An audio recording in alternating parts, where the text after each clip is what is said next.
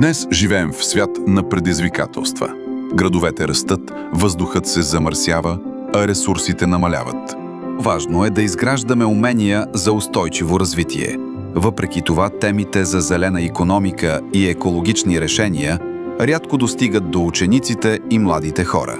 За да постигнем по-чиста среда и да следваме приетите цели за устойчиво развитие, е необходимо ученици, университети и общности да работят заедно още днес.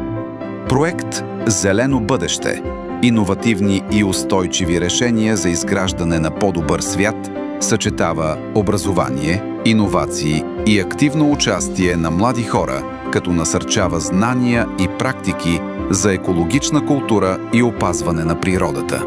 Предизвикателствата са много. Липса на информираност, ограничени възможности за участие в обществени политики, малко практически обучения и недостатъчно примери за кръгова икономика. Високите емисии в градовете, въвеждането на електрически транспорт, енергийната ефективност и слабата връзка между глобалните цели и местните действия също изискват спешни решения. София вече прави крачки напред.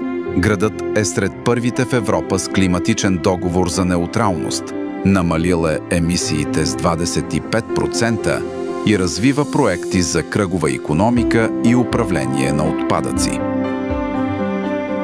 Нашият проект получи подкрепата на Столична община и програма Европа, защото дава на младите хора знания и умения за зелените професии на бъдещето и създава платформа за споделяне на добри практики. Проектът «Зелено бъдеще» е инвестиция в младите, двигателите на промяната, защото заедно можем да изградим по-чист, по-умен и по-устойчив град.